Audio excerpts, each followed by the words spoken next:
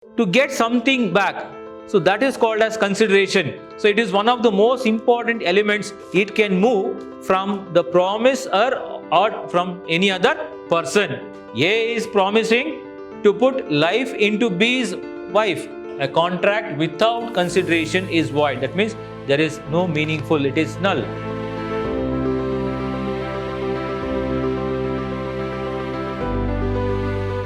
Hi and welcome to all dear students.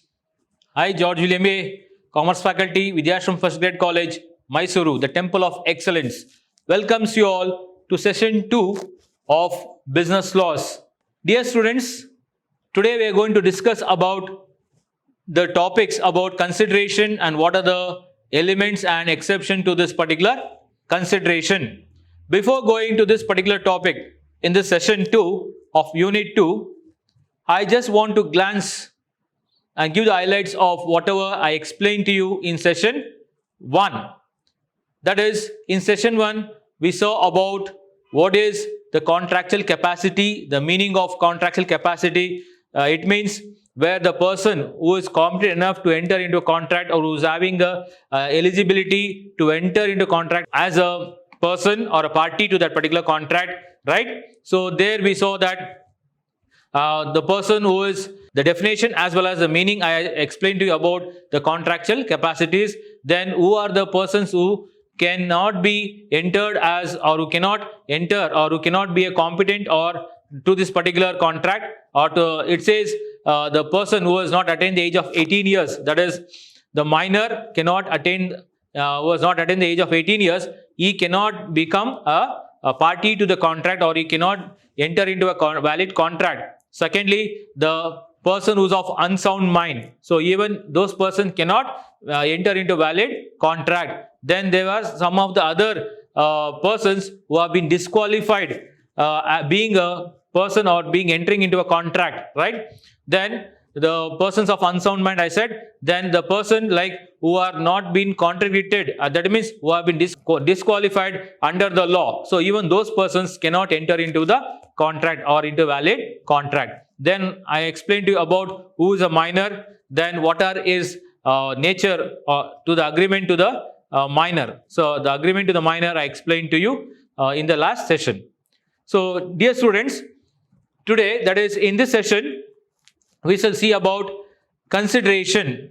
What is consideration? See, consideration is one of the important elements or the important elements in the valid contract. Without consideration, there cannot be a contract. See, consideration means something to get back, something to get. When you enter into a contract, the promiser asks the promisee, or he will tell the promisee or make an agreement with the promisee that he has to do something or he should not do something. So, to get something back, so that is called as consideration. So, it is one of the most important elements in this particular contract, that is in a valid contract, because the term contract, in the term consideration, it says something in return, something you should get back in return, then only that can be called as a consideration. If there is nothing, if you are not getting anything in return out of that particular contract, that means there is no consideration. When there is no consideration, automatically there is no contract. So, contract cannot be there until unless there is a consideration. So, consideration, as I told you, that means something in return. So, consideration must be resulting in a benefit. So, whatever the consideration is, that should result in a benefit. You should get some benefit out of that particular consideration to the promiser. So, one who is promising it, that person should get something in return from this consideration. And the determinant or loss to the promisee. So, there can be a loss to the promisee, and the person promiser can get something benefit out of it, right? And it may be a determinant to both. That means both can get something in return. Both will be having something in return, or they will get something in return at the time of entering into a contract or when they enter into a contract. So, without consideration, it says the contract cannot be called as a valid contract and it is void or it is null. So, without particular consideration or without a consideration, you cannot have a contract. Now here students, it says section 2 of Indian Contract Act. Section 2 of Indian Contract Act of 1872. So it defines consideration as what? Consideration, it says when at the desire of the promisor. So when a promisor desires something, when the promisor or the person who is making a contract, that particular promisor, when he desires something to get in return, the promise or any other person has done. So it may be said that the desire of the promisor, the promise or any other person, that is, it may be the promisor or any other person has done or abstained, means he has already done it, or he is abstained, means he has not done it, something which has not been done, right, from doing or does or abstains. So that particular promisee may be done it already or may not be done it, or by doing or does not abstain, or already he is doing it, right, in favor of the particular promisor, or he does not abstain, does or abstains. So sometimes he may not do it, he may be doing it, or sometimes he may not be doing it, from doing the promises or to abstain from doing something. So whatever the promise he is made from the promisor, that promise he may be fulfilling it or he may not be fulfilling it. So such act or abstinence or promise is called as a consideration of promise. So such kind of abstinence of doing something or not doing something, then that is called as consideration of the promise. So here you can see, as you understood the meaning and the definition of consideration, let us understand the elements of consideration. It says it may move from person, that is, it may move from the person one who is promising, that is, from the promise or any other person. So this particular consideration, it can move from the promiser or from any other person, and this particular act is consulting, or it is constituting, this particular act is constituting consideration, may be done by the promise himself. So this person who is promising it, that person may be doing it on his behalf. So he can also do that particular promise, or by any other persons, whatever the promise he wants to get. So that can be done by that particular person or by any other person. So it is immaterial who furnishes the consideration. So here we don't, it is very immaterial to speak about who is doing that particular consideration or who is furnishing that particular consideration. Therefore it says they may move from the promisee or any other person. So it can be done by the promisee at the other end or by any other person on behalf of the promiser.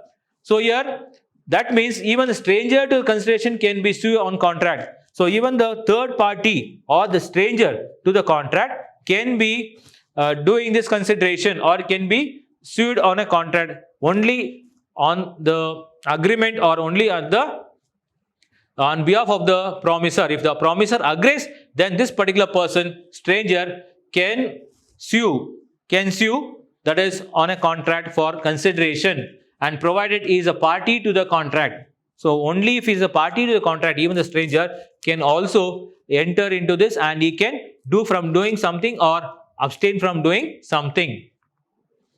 Now this particular consideration, it can be past, present or future. What is this past, present and future? Past consideration means the consideration which has already moved before the formation of the agreement. So here the consideration is already moved. So he has already got something. He has got something in return. He is getting something in return. He has already got something in return before the agreement or the formation of the agreement itself. So that kind of consideration is called as past. Past means which is already over. So here the consideration which is already moved, which is already been done, over. So before the formation of the agreement, that kind of agreement is called as the past consideration. Present, that means the current situation. Now at present, doing or abstain from doing. So now that particular person where the promise is been made, so that particular promise may be done, may be doing, or it may be abstained from doing. So the consideration which moves simultaneously with the promise. So it is going simultaneously. Now I am promising to do something. Now I am doing it, or I may not be doing it. So I may be doing it, or I may not be doing it. So when it moves simultaneously means at the same stretch together with the promise, then it is called as present consideration. What is future consideration? Future means which is going to happen at a later stage. So the consideration which is called as future consideration is nothing but which is to be moved after the formation of the agreement.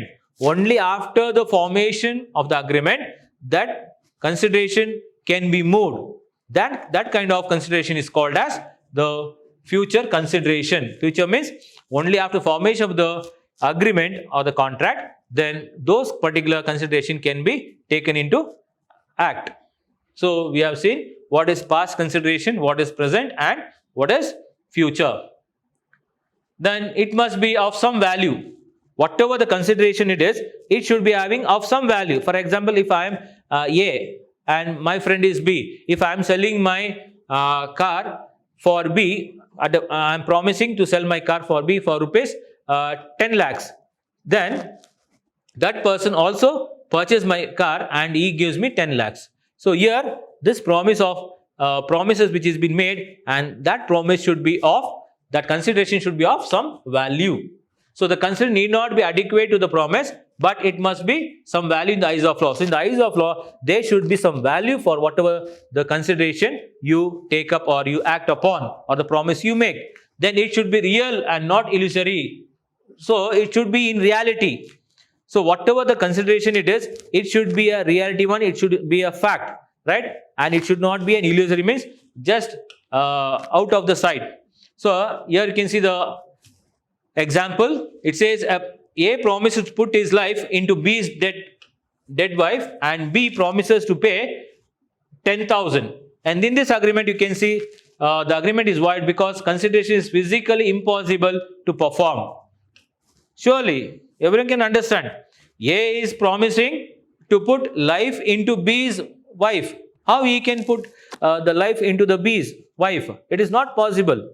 So when it is not possible, that consideration is physically impossible to act upon. When the consideration is impossible to act upon, and when there is not able to perform that particular duty or obligation, then it is void, and thereby it says it is an illusory and not a real thing. But in case if A is agreeing to sell his car for B for rupees 10 lakhs, and B is purchasing the car and taking the car and paying the 10 lakhs to A, in that case it is a real one because there is some value also been, there is a value in the eyes of law. But this cannot be consideration. Must be something other than the promises existing obligation. So the elements of consideration says it must be something. There must be something other than, what is that? Other than promises existing obligation. Other than existing obligation, whatever the obligation, what the promise you do, apart from that, there should be something else you should get in return. Then only it can be called as a consideration. The consideration must be something which is a promiser is not already bound to do, because the promise to do what a promiser is already done, right, or bound to do, nothing adds to the existing obligation. So here consideration must be something which is the promise, and it is not already bound. So it is a promise, but it is not already bound of doing it, to do or to do it, because the promise to do what a promiser is already bound, right, to do, and adds nothing to the existing of that particular obligation. So here it should not be illegal, immoral, and opposed by the public policy. This consideration, it should not be illegal, it should not be immoral, as well as it should not be opposed by any of the public policy. Now, as you have seen the nature of consideration, students, let us understand the exceptions. What are the exceptions to this particular consideration? So a contract with consideration is void. So a contract without consideration is void. That means there is no meaningful, it is null. So only when there is a consideration, then only it can be called as a valid contract. So the general rule, that is an agreement made without consideration is a void. So everyone knows that. Any agreement or any contract which is being made without consideration is totally null, or it is void. So the section 25 and 185 deals with this exceptions to this rule. Let us see. It says love and affection. Where there is love and affection, do you feel that there is something you are going to get in return, or whether there is any kind of consideration? It says a written and registered agreement based on natural love and affection. So any kind of consideration, that is, it may be a consideration, may be written or a registered agreement. So when you write and when you agree upon something in the agreement, that is based on the natural love, right, and the affection between the near relatives or the family members, right, is enforceable even if it is without consideration. So even if it is without consideration also, and if it is been done with out of love and affection by the near relatives, and which has been written and it has been registered agreement, then it can be also considered as the consideration in the eyes of law. So here X, for a natural love affection, promises to give. So X is a person who is having natural love and affection. He promises what? He promises to give his son Y rupees 1000. Because out of his love and affection to his son, the father X, he is giving 10,000 rupees to his son. So he is promising. He is not giving, he is promising it.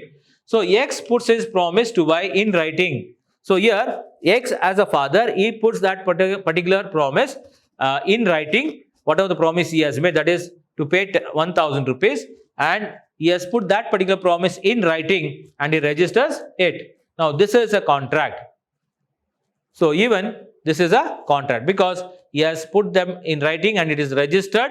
Whatever the promise he has made, that is already entered into a contract, into an agreement out of love and affection from the father to his son, that is going to pay rupees 1000. So even this is an exception to consideration. This can be taken as the contract, and because there is some consideration in return. The second exception says compensation for voluntary services. So any compensation which is being paid for the voluntary services made by any of the party, even that can be an exception to consideration. So a promise to compensate wholly or partly. So if you promise, if any promise is made which, that is to compensate wholly, that is full amount or part of the amount to a person, was already voluntarily done something for the promiser. If a promise has already done something, that is the promisee, where he can be compensated, that is he can get the whole amount or the full amount or the part of the amount for which he has done his voluntary services, right?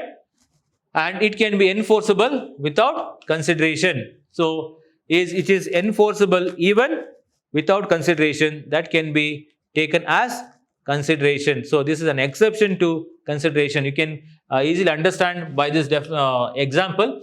A finds B's purse and gives it to him. So A is a person, he finds B's purse or wallet and he returns it back to him. So here B promises to give what? To give rupees 50 to A. So this is a contract. So in this case, here this particular person B was lost his purse, and he promises to pay rupees 50 out of love or affection or sympathy, and that becomes a contract. So here this becomes a contract. Next, third is promise to pay the time bar debt. So here this is also one of the exceptions to the consideration. It says A promises by a debtor to pay a time bar debt. So A promise by a debtor. So a debtor is promising A, that is going to pay the time bar debt, and if it is made in writing and it is been signed by whom? By the debtor, then, or by his agent, then it can be enforceable as a contract. So that particular contract or agreement can be a contract even though there is no consideration. So this is an exception to consideration. The last one is completed gifts. So here there need not be any kind of consideration. So under this exception of consideration, that is for completed gifts, it says there should not be or there need not be any kind of consideration in kinds of completed gifts. So whatever the gifts you are given, for that, even though if there is no consideration, it can be called as a contract. And agency. So here under this exception, no consideration is necessary, right, to create an agency. So if you want to create an agency, then there is no need or any kind of consideration is required. So even then, that can be a exception to consideration and it can be a contract. Then contribution to charity, even this can be exception to the consideration, and this can be taken as a into a contract. Before completing this session, let me just give the highlights or glance what I had explained to you. So first I explained to you about the definition of a consideration. I told you that means when there is no consideration, there is no contract, it becomes void. And what is that consideration? Something in return you need to get when you make a contract. That is in section 2 of Indian Contract Act of 1872, it defines consideration as what? So it is at the desire of the promiser, that is the promisee or any other person, to do or from abstain from doing, or which is already been done, or from abstain from doing it, or it may be something where to do abstain or from doing something, or such act or abstain is or promise is called as consideration. Now the elements I told you, what are the elements to this particular consideration, right? Then it may be past, present or future considerations. Then it should have some value. Then it should be real and it should not be any kind of illustric or illusory. Then it must be having something other than what is already existing obligation. Then a contract without consideration is a void. Then there are some exceptions here under this. Under this exception, it says out of love and affection. If that particular contract is being made and is registered, then that can be exception to the consideration. It can be made as a contract, or it can be taken as a contract. Then compensation voluntary services, even that can be an exception to consideration and can be taken as a contract. Then promise to pay the time barred debts. Then completed gifts, agency and contribution to charity. Students, so these are the topics for today's session 2. So hope you have understood the topics which are covered today in the session 2 for unit 2. I'll see you all in the next session. Until then, take care. Have a nice day. Thank you, students.